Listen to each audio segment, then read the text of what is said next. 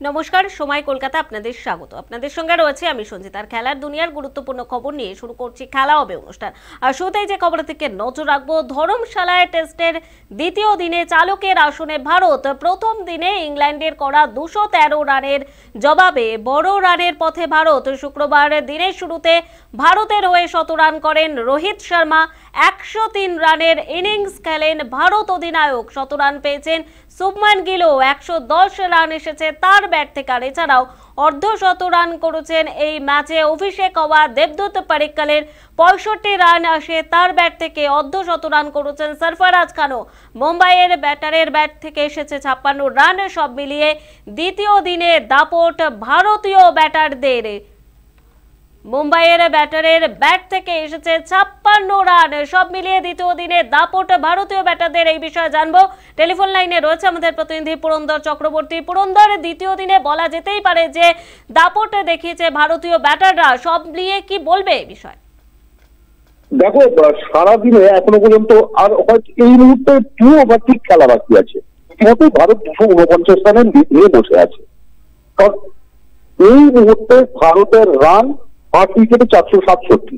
অর্থাৎ দিনের শেষে যা পরিস্থিতি হচ্ছে সেখানে দাঁড়িয়ে একেবারে পরিষ্কার যে দিনের শেষে 250 রানের লিড হচ্ছে।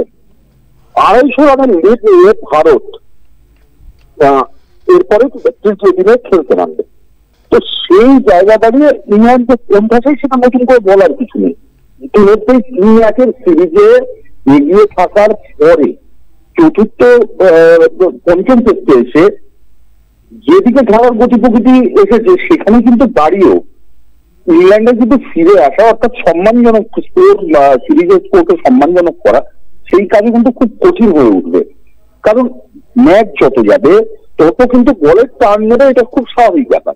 যদিও আমরা দ্বিতীয় দিনের খেলা দেখি, দ্বিতীয় সেশনে বা প্রথম সেশনে উইকেট পড়েনি, কিন্তু তৃতীয় সেশনে এসে আমরা দেখেছি খুব দ্রুত, প্রচন্ড দ্রুত 5টি উইকেট ভারত খোয়ায়।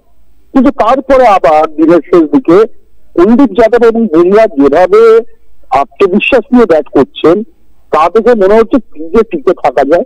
কারণ কুলদীপ বুমরা দুজনেই প্রায় 50টি বল করে ফেলেছে। তো সেখানে দাঁড়িয়ে এটা খুব মনে হয় স্বাভাবিক যে এই পিচে টিকে থাকলে রান হতে পারে। যদিও ইংল্যান্ড দল ব্যাট বল নীতিতে বিশ্বাসী এবং তারা আক্রমণের পথে যাচ্ছে, তবু কিন্তু এখনো পর্যন্ত শোয়েব বসির বা হার্টলে যা বল করেছেন সেখানে কিন্তু খুব বড় টান, আহামরি টান 1-2টি বল ছাড়া দেখা যায়নি। বলকে পরেই প্রত্যেকটি বল ঘুরছে তা নয়। এবং বুমরা এবং কুলদীপ যা ব্যাট করেছেন সেখানে দাঁড়িয়েই বোঝা যায় তারা কিন্তু সেরকম অসুবিধার মুখে পড়েননি। এখানে দাঁড়িয়ে বলা একটা কথাই বলা যেতে পারে যে ইংল্যান্ডের কাছে রান করার অবকাশ এখনো অবশ্যই আছে। ক্রিকেট মহান অনিশ্চয়তার খেলা, খেলা ঘুরতে পারে। তৃতীয় দিন বা চতুর্থ দিনে কি হয় তার দিকে আমরা তাকিয়ে থাকবো। কিন্তু দ্বিতীয় দিনের সারাদিনেই আর কি, দ্বিতীয় দিন ভোরেই সারাদিন যা খেলা হলো সেখানে কিন্তু ব্যাটসম্যানদের দাপট খুব স্বাভাবিকভাবে দেখা গেছে। এখানে 2টি শতরান আমরা দেখেছি, শুভমান গিল এবং রোহিত শর্মা দুজনে সেঞ্চুরি করেছেন। মধ্যাহ্নভোজের পরে মধ্যাহ্নভোজের আগে অবিচ্ছিন্ন ছিল জুটি, মধ্যাহ্নভোজের পরে তারা দুজনেই ফিরেছেন। এবং এই দুজনের ফেরার মধ্যে যে দুটি উল্লেখযোগ্য ব্যাপার হয়েছে, বেন স্টোকস দীর্ঘদিন পরে বল করতে এসে প্রথম বলেই উইকেট তুলে নেন তিনি রোহিত শর্মা। ইংল্যান্ডের অধিনায়ক দীর্ঘদিন পরে বল করতে এসে প্রথম বলেই ভারতের অধিনায়ককে স্বীকার করেন। ততক্ষণে রোহিত শর্মার 103 রান হয়ে গেছে। এরপরে আমরা দেখেছি যে অ্যান্ডারসনের বলে বোল্ড হয়ে ফিরে যান শুভমান গিল। অবশ্যই ঝকঝকা একটা 110 রানের ইনিংস খেলেন, খান পাঁচেক ওভার বাউন্ডারি ছিল এবং যে বলটিতে ফেরেন সেই বলটি খুব ভালো বল ছিল। এবং সবচেয়ে বড় কথা, তিনি 700 উইকেটের দৌড় গড়ায় পৌঁছে গেলেন অ্যান্ডারসন। আর একটি উইকেট পেলেই তার 700 উইকেট প্রাপ্তি হবে। অর্থাৎ আমরা যদি খেলার যেটুকু বাকি আছে সেখানে তাকাই, তাহলে কিন্তু এই ম্যাচে কিন্তু উল্লেখযোগ্য একটা বিষয় হয়ে দাঁড়াবে অ্যান্ডারসনের 700 উইকেট। সারাদিনে বাকি যা খেলা হয়েছে তার মধ্যে বলার যেটুকু, যে সেকেন্ড সেশনে এই দুজন নবাগত, আমি এখনো সরফরাজ খানকে নবাগত বলেই উল্লেখ করছি, কারণ তার তৃতীয় টেস্ট এবং পঞ্চম ইনিংস খেলতে মানে তিনি তৃতীয় শতরান পেলেন এবং আক্রমণাত্মক ছিলেন। প্রথম দিকে দেখে গেলেছেন, পরের দিকে আগাগোড়া আক্রমণাত্মক ব্যাট চালিয়েছেন এবং বিদ্যুৎ পরীক্ষায় যাকে রজত পতিদারের জায়গায় নেওয়া হয়েছিল এবং রজত পতিদার 6 ইনিংসে যা পারেননি, প্রথম ইনিংসে ব্যাট করতে এসে বিদ্যুৎ পরীক্ষায় কিন্তু দেখালেন। ভালো টেম্পারামেন্ট রয়েছে এবং অনেকেই বলছেন যে যুবরাজ সিং এর ব্যাটিং স্টাইলের সঙ্গে তার মিল পাওয়া যাচ্ছে। 65 রানে একটি চমৎকার ইনিংস খেলেছেন এবং ভারতের ভবিষ্যৎ যে এই তরুণ প্রজন্মের হাতে আস্তে আস্তে চলে যাচ্ছে, যারা আগে দীর্ঘদিন ভারতীয় ক্রিকেটের সেবা করতে পারবে, এটা বোঝা যাচ্ছে। কারণ এই সিরিজে যারা যারা খেলেছেন, যে 6 জন খেলেছেন, তাদের মধ্যে তারা প্রত্যেকেই কম বেশি, কেউই হতাশ করেননি রজত পতিদারকে বাদ দিলে। প্রত্যেকের ক্ষেত্রে যোগ জুড়ে সেটাতে রান পাননি, 15 রান করেছেন, কিন্তু প্রত্যেকেই কিন্তু কম বেশি অবদান রেখেছেন এই সিরিজে, যেটা এই সিরিজে অত্যন্ত বড় প্রাপ্তি সঞ্চিত। একেবারে অনেক ধন্যবাদ পুরন্দর। এতক্ষণ আমাদের সঙ্গে টেলিফোন লাইনে ছিলেন আমাদের প্রতিনিধি পুরন্দর চক্রবর্তী। যেখানে দাঁড়িয়ে সব মিলিয়ে দ্বিতীয় দিনে দাপট বলাই যেতে পারে ভারতীয় ব্যাটারদের, তবে খেলার মোড় যখন খুশি ঘুরতে পারে সেদিকেই নজর থাকবে সকলে।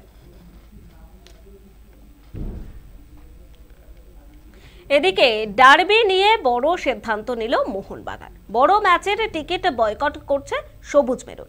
ম্যাচ দেখতে যাবেন না ক্লাব কর্তারা। কেন আয়োজক ইস্টবেঙ্গলের বিরুদ্ধে ক্ষোভে ফুঁসছেন মোহন জনতা? দেখে নেব সময় কলকাতার বিশেষ প্রতিবেদন। বল করানোর আগে মাঠের বাইরে ছড়িয়ে পড়ল ডার্বি উত্তাপ। দীর্ঘ টালবাহানার পর আগামী 10ই মার্চ হতে চলেছে আইএসএল এর ফিরতি পর্বের ডার্বি। এই ম্যাচের আয়োজক ইস্টবেঙ্গল। ম্যাচের 72 ঘন্টা আগে টিকিটের দাম নিয়ে শুরু হয়েছে বিতর্ক। নিজেদের দলের সমর্থকদের কম দামে টিকিট দেবে আয়োজক ক্লাব। অন্যদিকে প্রতিপক্ষ মোহনবাগান সমর্থকদের জন্য একই গ্যালারির টিকিটের দাম রাখা হয়েছে প্রায় দ্বিগুণ। এই ঘটনায় আয়োজক ইস্টবেঙ্গলের বিরুদ্ধে সুর চড়িয়েছে মোহনবাগান। টিকিটের দাম বৈষম্যকে ইতিহাসের লজ্জা বলে দাবি করেছে মোহনবাগান কর্তারা।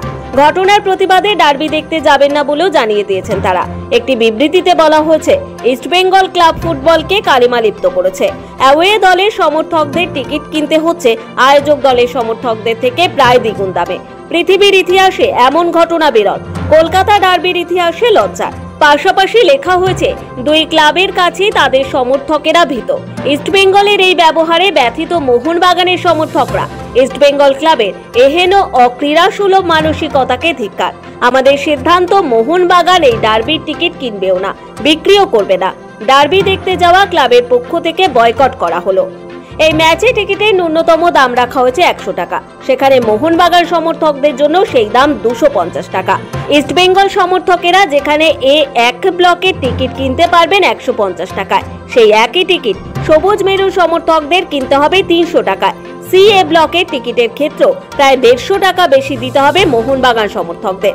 শুধু সাধারণ গ্যালারি নয়, দামে বৈষম্য রয়েছে ভিআইপি বক্সের টিকিটেও। আয়োজক দলের সমর্থকরা সেই টিকিট পাবেন 1500 টাকায়, আর সফরকারী দলের সমর্থকদের জন্য ভিআইপি টিকিটের দাম রাখা হয়েছে 3000 টাকা। এই নিয়ে তোলপাড় কলকাতা ময়দান। টিকিটের দাম ঠিক করেছে ইস্টবেঙ্গলের বিনিয়োগকারী সংস্থা ইমামি। জানিয়ে দুঃখ প্রকাশ করেছেন লাল হলুদ কর্তা দেবব্রত সরকার। তিনি বলছেন, বৈষম্যের বিষয়টি আমার নজরেও এসেছে, কাজটি সঠিক হয়নি। আগামী দিনে যাতে বৈষম্য না থাকে সেই চেষ্টা করব। আমি ব্যক্তিগতভাবে ইস্টবেঙ্গল ক্লাবের থেকে দুঃখ প্রকাশ করছি। যদিও বিনিয়োগকারী সংস্থার দাবি আন্তর্জাতিক ফুটবলেও টিকিটের দামে বৈষম্য থাকে, সেই দাবিকে যদিও উড়িয়ে দিয়েছে মোহনবাগান কর্তারা।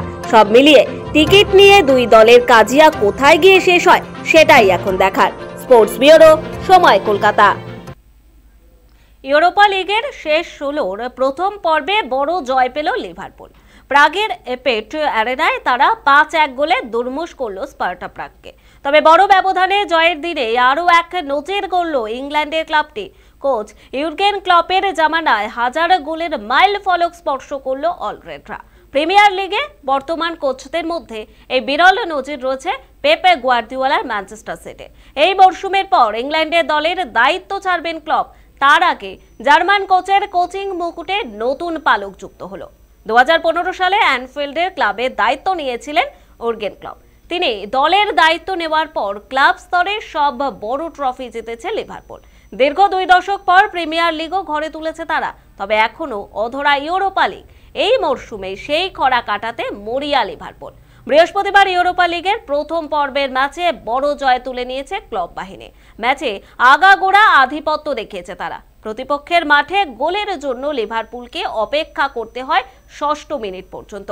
পেনাল্টি থেকে গোলের খাতা খোলেন আর্জেন্টিনার বিশ্বজয়ী ফুটবলার ম্যাক আলিস্টার। ২৫ মিনিটে সেই ব্যবধান দ্বিগুণ করেন ডারউইন নুনেজ। প্রথমার্ধের সংযুক্তি সময়ে দলের তৃতীয় গোলটিও আসে তার পা থেকে। বিরতির সময় ৩-০ গোলে এগিয়ে যায় লিভারপুল। বিরতি থেকে ফিরেই আত্মঘাতী গোলে ব্যবধান কমায় প্রাগ। নিজের জালে বল জড়ান ব্রাডলি। ম্যাচের ৫৩ মিনিটের মাথায় আবারও ব্যবধান বাড়ায় লিভারপুল। গোল করেন লুইস দিয়াজ।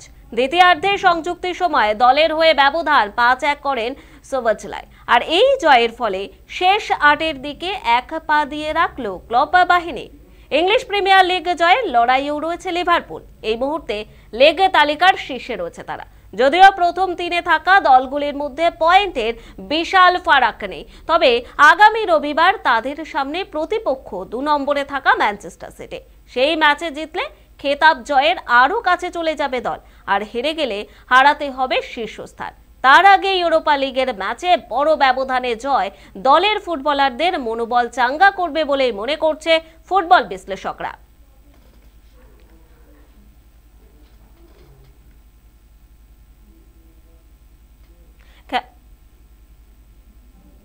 খেলা হবে অনুষ্ঠান এই পর্যন্ত। দেখতে থাকুন সময় কলকাতায়। সময় বলবে সময়ের কথা।